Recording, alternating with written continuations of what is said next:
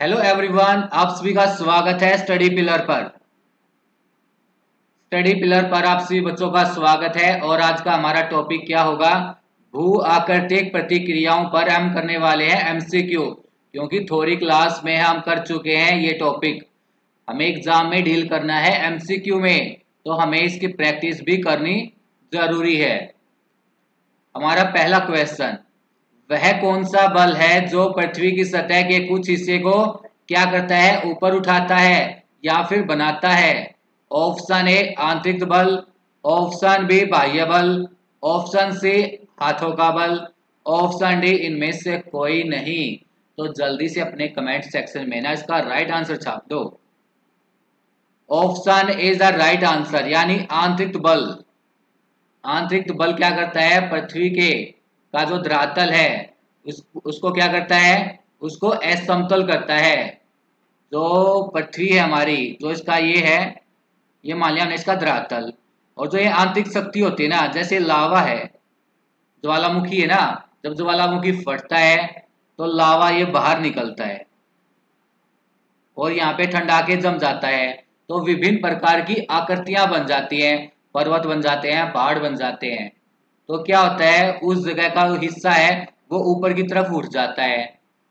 ठीक है, तो किसके कारण हुआ ये काम? आंतरिक शक्तियों के कारण या फिर आंतरिक बल के कारण। ठीक है, आयतन में। और जो बाह्य बल होता है ये क्या करता है? ये इस समतल धरातल को समतल करने का प्रयास करता है। ठीक है, आयतन में जो ये आंतरिक बल होता है ये तो धरातल को असमतल करता है। ठीक है, इस पर आकृतियां बनाता है, जैसे पहाड़ हो गए, पर्वत हो गए। और जो ये बाह्य बल है ये असमतल धरातल को क्या करता है? समतल बनाने का प्रयास करता है। सेकंड क्वेश्चन, मृदा निर्माण। मृदा निर्माण के कारक निम्नलिखित में से कौन से हैं? ऑप्शन ए जैविक क्रियाएं, ऑप्शन बी समय, ऑप्शन सी मूल पदार्थ, ऑप्शन डी कि ये सभी ठीक है। तो जल्दी से कमेंट सेक्शन में आंसर बताइए। मृदा, देखो मृदा निर्माण में यानी कौन कौन कौन से कारक हैं जो इंपॉर्टेंट होते हैं?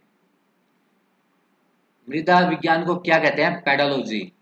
देखो, पेडोलॉजी, पेडोलॉजी क्या होता है? ये होता है मृदा विज्ञान। मृदा विज्ञान को क्या कहते हैं? पेडोलॉजी कहते हैं। तो इसके निर्माण के लिए कौन से कारक इंपॉर्टेंट होते हैं? जैविक क्रियाएं भी, समय भी और मूल पदार्थ भी। यानी हमारा राइट आंसर क्या हो जाएगा? ऑप्शन डी, सभी। देखो, मृदा निर्माण के लिए 5 कारक इंपॉर्टेंट होते हैं। 5 कारक। एक तो क्या? जैविक क्रियाएं, समय, मूल पदार्थ और जलवायु। चौथी क्या है? जलवायु। और पांचवी क्या है? स्थलाकृति। ठीक है, स्थलाकृति। ये 5 इंपॉर्टेंट कारक होते हैं किसके? मृदा निर्माण के। निम्नलिखित में से कौन सी सामग्री जल योजन प्रक्रिया से प्रभावित होती है? जल योजन प्रक्रिया से प्रभावित कौन सी सामग्री होती है? ऑप्शन ए लवण, ऑप्शन बी ग्रेनाइट, और ऑप्शन सी चिकनी मिट्टी, ऑप्शन डी चमकीला पत्थर। तो जल्दी से इसका राइट कहां पे लिखना है? कमेंट सेक्शन में। जल योजन प्रक्रिया से प्रभावित होने वाली सामग्री कौन सी है? Option is the right answer लवण। Option is the right answer लवण। देखो, जो चट्टानों में जो खनिज पदार्थ होते हैं ना, ये जल को सोख लेते हैं, जिससे चट्टानें कमजोर हो जाती हैं और वे बाद में टूटने शुरू हो जाती हैं। इसी प्रक्रिया को क्या कहते हैं? जल योजन प्रक्रिया। इसको प्रभावित करती है ये लवण को। निम्नलिखित में से अपक्षय का एक रूप कौन सा है? इन तीनों में से अपक्षय का रूप कौन सा है? ऑप्शन ए भौतिक, ऑप्शन बी रासायनिक, ऑप्शन सी जैविक, ऑप्शन डी कि भाई ये तीनों। तो जल्दी से बताओ राइट आंसर क्या होगा? अपक्षय का रूप कौन सा है इनमें से? अपक्षय क्या होता है? ये अपक्षय बताओ। देखो, कुछ चट्टानें ना, जो चट्टाने हैं वो क्या होती हैं, बाहरी कारकों द्वारा अपघटित क्यों हो जाती हैं। देखो अपक्षय, जो बाहरी कारकों द्वारा क्या हो जाती हैं, अपघटित या फिर विघटित हो जाती हैं, अपघटित हो जाती हैं।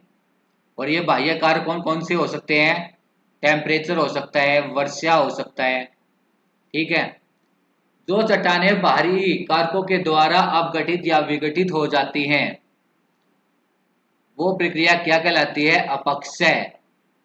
और अपक्षय के रूप कौन कौन से होते हैं, भौतिक भी होता है, रासायनिक भी होता है और जैविक भी होता है। यानी option D is the right answer. ठीक है, ये जो तीनों ना, भौतिक, रासायनिक और जैविक, ये अपक्षय के प्रकार हैं, अपक्षय की टाइप है।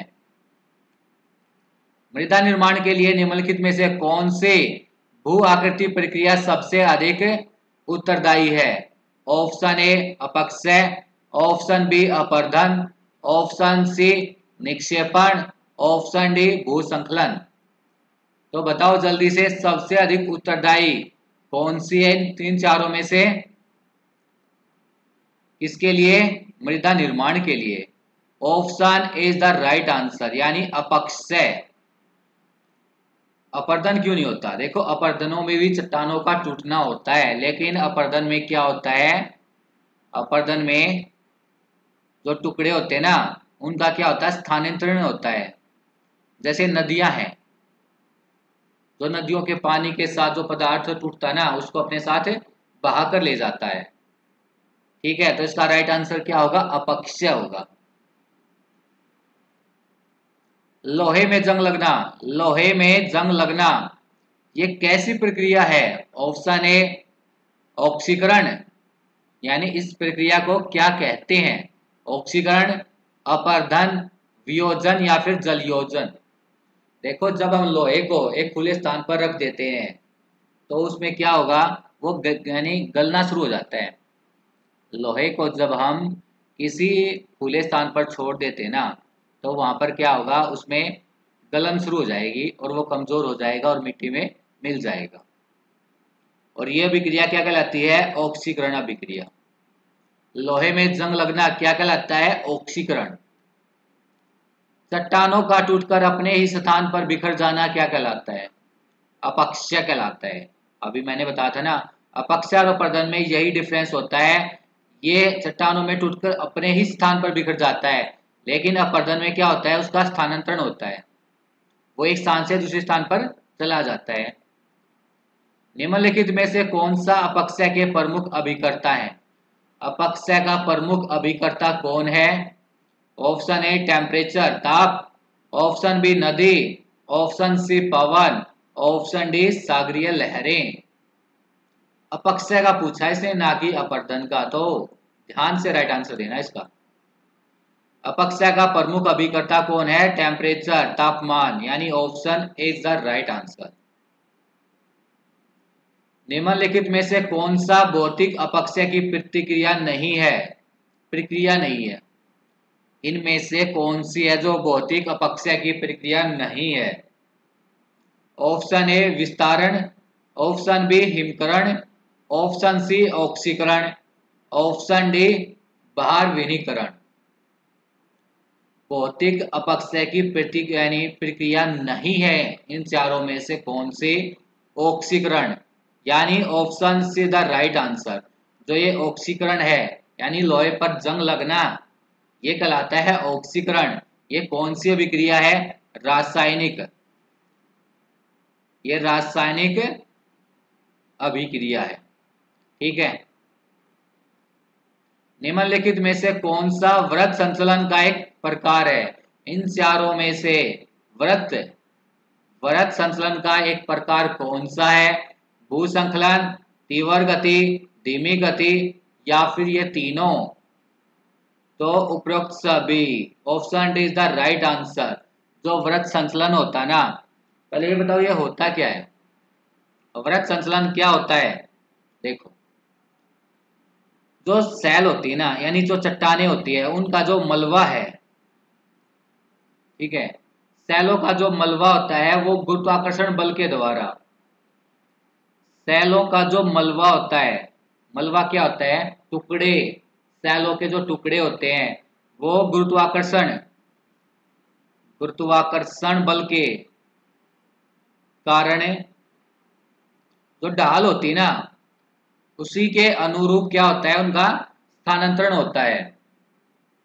आयतन में वृत्त संचलन क्या होता है, जो सेल होती हैं, चट्टाने होती है, उनका जो मलबा है वो गुरुत्वाकर्षण बल के कारण, देखो ऐसे, जैसे ये चट्टान है, यहाँ से ये टूट गई, इसके टुकड़े हैं, ये नीचे की तरफ आ रहे हैं और नीचे क्या होता है, गुरुत्वाकर्षण बल होता है, ठीक है, ग्रेविटेशनल फोर्स, इसके कारण वो क्या होती है, ढाल के अनुरूप है, ढाल के अनुरूप क्या होती है, स्थानांतरित होती है, उन्हें क्या कहते हैं, वृत्त संचलन कहते हैं।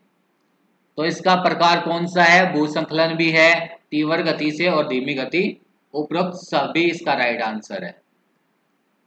निम्नलिखित में से कौन सा वृत्त संचलन के लिए प्रेरक बल की आवश्यकता होती है, देखो वृत्त संचलन में कौन से बल की आवश्यकता होती है, हमने अभी पढ़ा था गुरुत्वाकर्षण बल की, ऑप्शन से द राइट आंसर, गुरुत्वाकर्षण बल, इसकी आवश्यकता किसमें होती है, वृत्त संचलन में।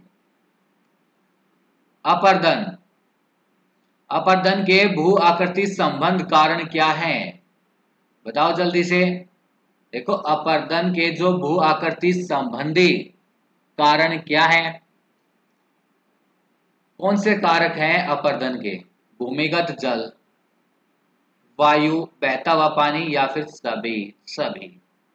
अपर्दन, अपर्दन सभी के द्वारा तो, यानी इन सभी के द्वारा ही तो होता है, भूमिगत जल के द्वारा होता है, वायु के द्वारा भी होता है अपर्दन, और बहते हुए पानी के द्वारा भी होता है अपर्दन।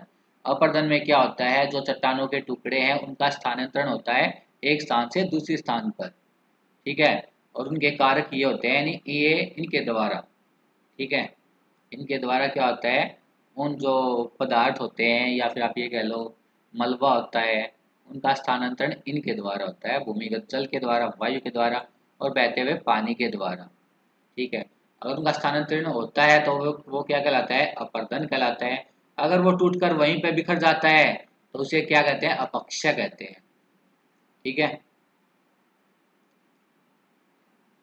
नमक का विस्तार किस पर डिपेंड करता है, बताओ जल्दी से, नमक का विस्तार किस पर डिपेंड करता है, ऑप्शन ए परत पर, टेम्परेचर तापमान पर, हवाओं पर, या फिर इनमें से कोई नहीं। तो नमक का विस्तार डिपेंड किस पर करता है, तापमान पर, option B is the right answer. निम्नलिखित में से पटल विरूपण की प्रक्रिया से संबंधित नहीं है, इन चारों में से कौन सी है जो पटल विरूपण की प्रक्रिया से संबंधित नहीं है, ऑप्शन ए प्लेट विवर्तनिक, ऑप्शन बी पर्वत निर्माण, ऑप्शन सी संतुलन, ऑप्शन डी महादेशजनक बल, बताओ जल्दी से। पटल विरूपण, पहले ये बताओ पटल विरूपण प्रक्रिया होती क्या है, बताओ जल्दी से, अगर किसी को पता है तो। देखो जो पृथ्वी है ना, यानी इस प्रक्रिया में क्या होता है, जो पृथ्वी की जो परपटी होती है ना, पृथ्वी की परपटी में क्या पैदा हो जाता है, झुकाव, भ्रंश, ये पैदा होते हैं और धरातल में क्या होती है, असमानताएं उत्पन्न होती है, धरातल में असमानता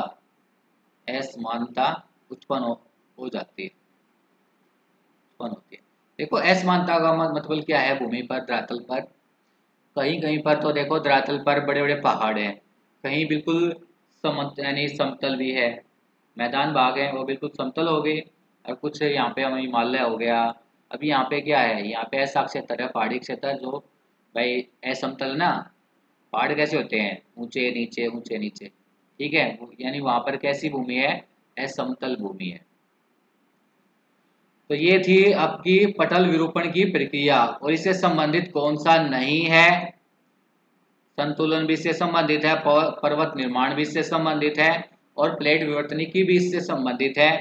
इससे संबंधित क्या नहीं है, ऑप्शन डी महादेशजनक बल, ऑप्शन डी इसका राइट आंसर है। मलबा प्रवाह, मलबा, चट्टानों के टुकड़ों को कहते हैं मलबा। इसे कहते हैं चट्टानों के टुकड़े को कहते हैं, टुकड़ों को। ठीक है, मलबा जो प्रवाह होता है उसको किस श्रेणी में रखा गया है? ऑप्शन ए धीमी प्रवाह में, धीमी प्रवाह की गति, तीव्र प्रवाह द्रव्यमान गति, ऑप्शन सी भूसंकलन, ऑप्शन डी इनमें से कोई भी आपका राइट आंसर नहीं है। तो जल्दी से इसका राइट आंसर कमेंट सेक्शन में बताओ। मलबा होता है ना जो, यानी जो पहाड़ों के या चट्टानों के जो टुकड़े होते हैं ना, उनके प्रवाह को किस श्रेणी में शामिल किया गया है? इसको शामिल किया गया है तीव्र प्रवाह द्रव्यमान गति। Option B is the right answer. ठीक है, जो तीव्र प्रवाह द्रव्यमान गति की श्रेणी में रखा गया है मलबा प्रवाह की, जो चट्टानों का जो मलबा होता है ना, उसकी प्रवाह को कौन सी श्रेणी में रखा गया है? तीव्र प्रवाह द्रव्यमान गति में रखा गया है। ठीक है, तो ये थे हमारे इस टॉपिक पे कुछ इंपॉर्टेंट एमसीक्यू। हमारा एग्जाम है ना, उसमें क्या आता है, उसमें एमसीक्यू आते हैं। थ्योरी करना भी इम्पोर्टेंट है, लेकिन उसके साथ प्रैक्टिस करना उससे भी ज़्यादा इम्पोर्टेंट हो जाता है। ठीक है, तो चलो फिर कल मिलते हैं इसी टाइम और इसी स्टडी पिलर पर। Thank you so much.